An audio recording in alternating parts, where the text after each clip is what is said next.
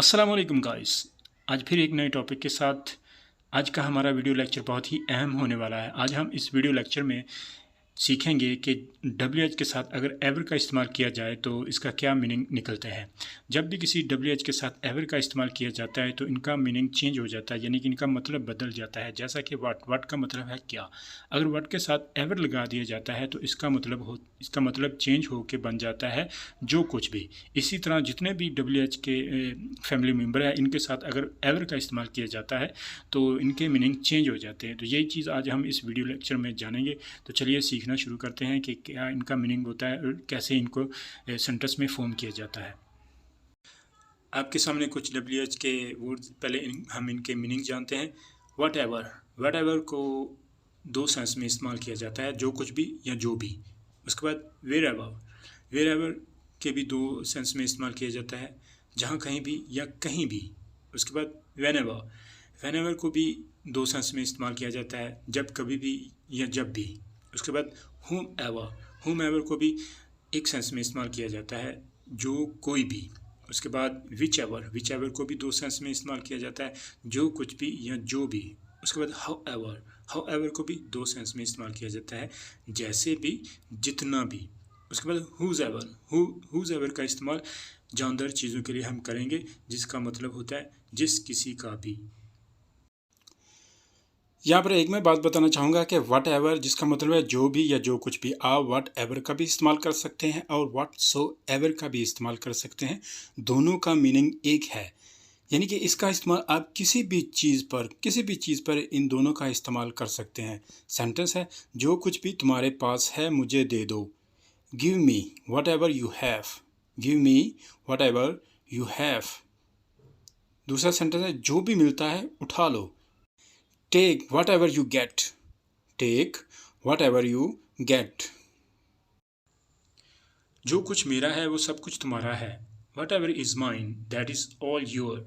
Whatever is mine, that is all your. यानी कि जो कुछ मेरा है वो सब कुछ तुम्हारा है। आप whatever का भी इस्तेमाल करें या फिर आप whatsoever का भी इस्तेमाल करें।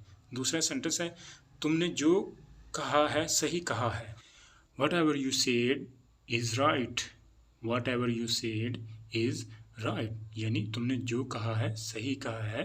Whatever you said is right.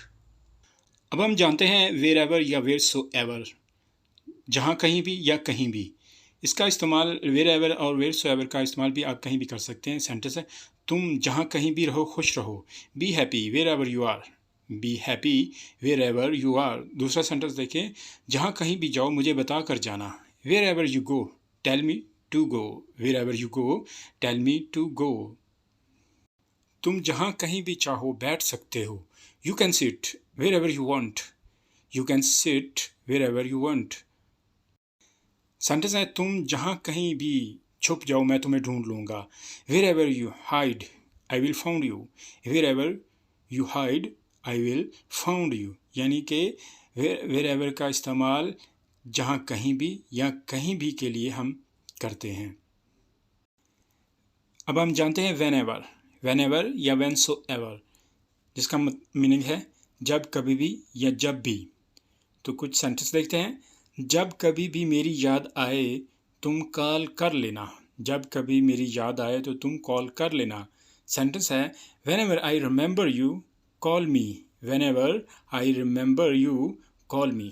दूसरा सेंटेंस देखिए, जब कभी भी तुम्हें पैसों की ज़रूरत हो तो मेरे पास मत आना। Don't come to me.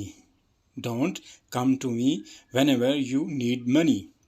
यानी कि जब कभी भी तुम्हें पैसों की ज़रूरत हो तो मेरे पास मत आना। Don't come to me whenever you need money. Whenever जब कभी या जब भी। जब भी वो मिलती है मैं नर्वस हो जाता हूँ। I get nervous whenever she meets me. I get nervous whenever she meets me. दूसरा सेंटेंस है, जब भी तुम्हें टाइम मिले मेरी बात सुनना। Listen to me whenever you get time. Listen to me whenever you get time, यानी कि जब कभी भी या जब भी तुम्हें टाइम मिले मेरी बात सुनना है। इसके लिए जब भी या जब कभी के लिए व्हेन एवर या व्हेन सो एवर का इस्तेमाल किया जाता है सेंटेंस में। अब हम जानते हैं whom एवर या who एवर। देखिए इन दोनों वर्ड्स का मीनिंग एक ही है, चाहे आप whom एवर का इस्तेमाल करें या who एवर का इस्तेमाल करें, इन दोनों का मतलब एक ही है, जो कोई भी या जिसको भी। तो चलिए इसके कुछ सेंटेंस देखते हैं। जो कोई भी आया है इसे अंदर भेज दो, यानी कि जो कोई भी के लिए हम whom एवर या who एवर का इस्तेमाल करेंगे, लेकिन बेहतर है कि हम whom एवर का इस्तेमाल करें। सेंटेंस है जो भी आया है इसे अंदर भेज दो। whomever has come send me inside। whomever has come send me inside। दूसरे वाले सेंटेंस देखिए, जिसको भी तुम बुलाना चाहो तुम बुला सकते हो। you can invite whomever you want to invite। you can invite whomever you want to invite, यानी कि जिसको भी तुम बुलाना चाहो तुम बुला सकते हो। विच एवर या फिर विच सो एवर, जिसका मीनिंग है जो कुछ भी या जो भी। विच एवर का इस्तेमाल जानदार और बेजान चीज़ों के लिए किया जाता है। तो सेंटेंस देखते हैं, जो भी तुमने लेना है ले लो। Take whichever you want.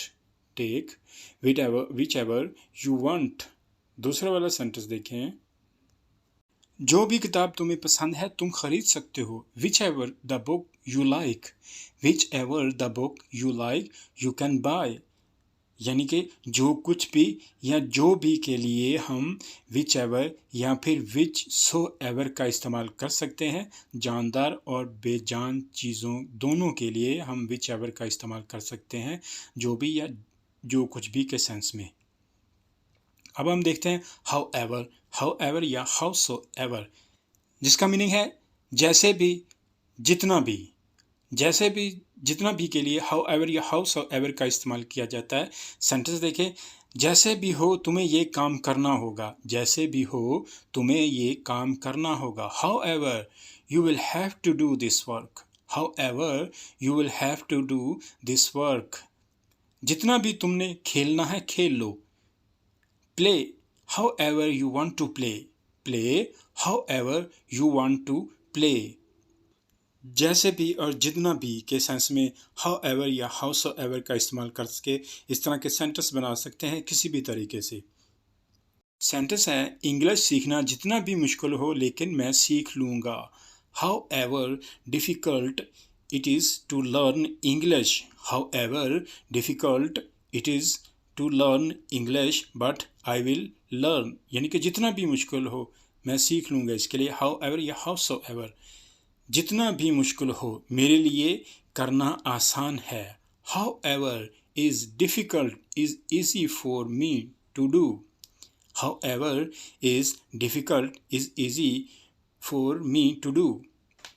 अब हम जानते हैं whose ever या whosoever, जिसका मतलब है जिस किसी का भी। इसका इस्तेमाल हम सिर्फ जानदार चीज़ों के लिए करेंगे। तो सेंटेंस है, जिस किसी ने भी मेरा मोबाइल उठाया है वापस दे दे। whose ever has taken my mobile give it back। whose ever has taken my mobile give it back। दूसरा सेंटेंस देखें, जिस किसी का भी पेपर मुकम्मल हो गया हो तो इसे खड़ा हो जाना चाहिए। whose ever paper is complete he should stand। whosever paper is complete he should stand। जब भी किसी वाक्य में जिस किसी का भी सेंस आता है तो हम whose ever या whosoever का इस्तेमाल करके इस तरह के सेंटेंस बना सकते हैं।